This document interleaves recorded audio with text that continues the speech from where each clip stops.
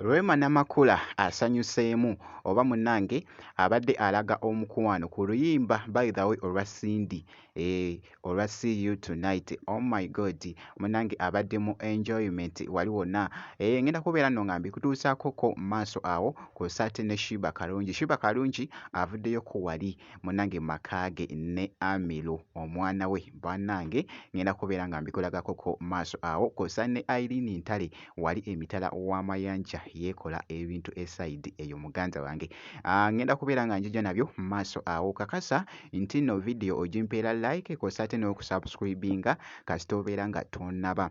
Bampita Jaminati, nsinziira ku Jaminati Yogi. Mu byonna kansooke nkutegeezeeko nti nno Rwema Namakula muganda wange yabadde musanyufu nnyo bambi n'oluyimba luno olwa See You Tonight olwa Cindy. Kakati nno akatambi kano kabadde kakutte ettabbu ku mukutu ogwa TikTok nga boogezako okulaba awo abadde mu enjoyment wali wonna. Boyolo give me overdose all over diagram. But the good sweet like commando masuka. Muchifuba chopio. Ku sayidi y'emu yabaddekokko n'ekifo munnange kye yabadde ali mu kutuukamu nga boogezako okulaba wali n'asooka n'amodolamu kaawo. Oh my God, n'atambula munnange ate okuva emitala okutuuka ate munnange ate emitala nga boogezako okulaba akatambi ako. What's up, Gatson? Yeah, man. Hello. Gatson, look for you. Oh, way.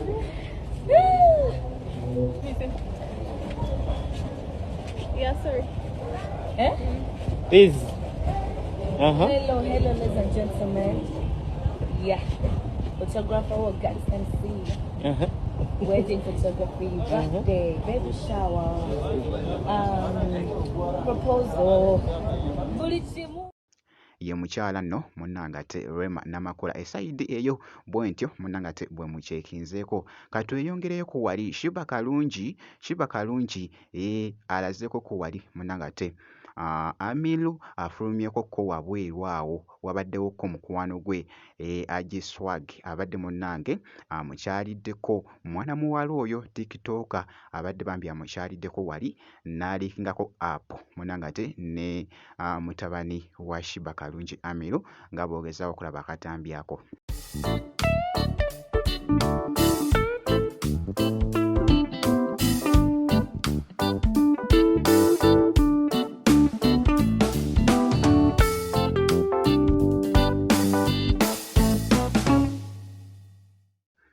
Waawo, babadde basanyufu nnyo okulaba nga baliikinze munnange ate app wali nga beeguddeko esayidi eyo era nga akatambi ako kabadde kakutte ettabbu ku mukutu munnange ate ogwa TikTok. Ku sayidi y'emu kankongereyoko wali nkyekinzekokko ku Irene Ntale.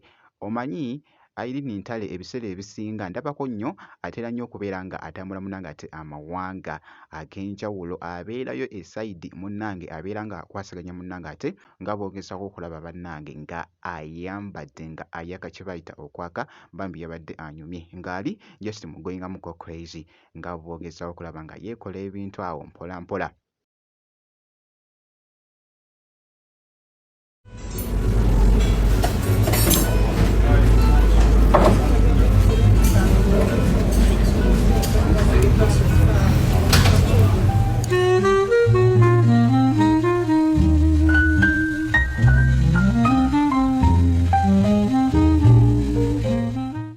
Ye mwana muwala munnange ate Irene Ntale era nga leero bwe nti munnange ate bwe mukyekinzeko nja kuba nga nkuwa update yonna enaafaayo ku muyimbi wo Irene Ntale. Nzikiriza actually kasita obeera nga tonnaba kusubscribinga osubscribinge kibeere nga kitambwira ddala muganda wange. Jjukira nti nno ojja kubeera ng'ofuna update yonna